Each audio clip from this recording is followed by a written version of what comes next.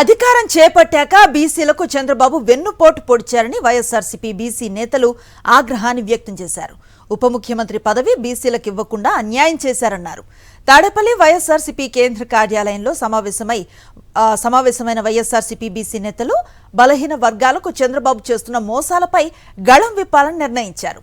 జోనల్ల వారీగా బీసీ సదస్సులకు తీర్మానం ప్రకటించి త్వరలోనే విజయవాడలో భారీ సదస్సును ఏర్పాటు చేయాలని నిర్ణయించారు.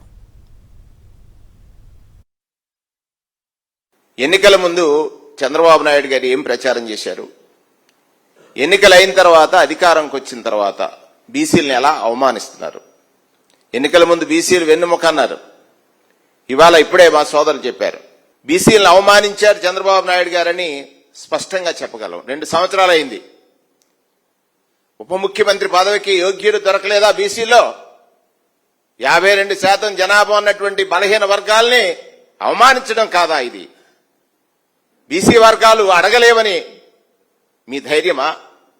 నా మాయమాటలు నమ్ముతారని మీ విశ్వాసమా? చంద్రబాబు నాయుడు గారు చెప్పాల్సినటువంటి అవసరం ఉంది. ఇవాళ ఫీజు రీయింబర్స్మెంట్ ఉంది.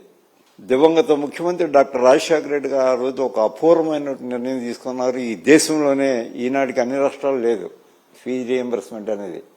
మరి డాక్టర్ రాజశేఖర రెడ్డి గారు ఆ వేళ ఆ బృహత్తరమైనటువంటి పథకం ప్రవేశపెట్టిన కారణంగానే వెనుకబడిన తరగతులకు చెందిన విద్యార్థులు ఇవాళ డాక్టర్లు గాను, ఇంజనీర్లు గాను, మరో ఉన్నత పదవులను రావడానికి ప్రధాన కారణం.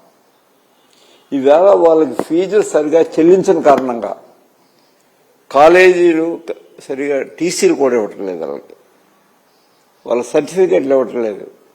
ఫీజు ముందుగా తల్లిదండ్రులు అప్పులు చేసి చెల్లించుకోవాల్సిన పరిస్థితి వస్తూ ఉంది. మరిన్ని అప్డేట్స్ కోసం ఛానల్ ను సబ్స్క్రైబ్ చేయండి. నోటిఫికేషన్స్ కోసం బెల్ ఐకాన్ పై క్లిక్ చేయండి.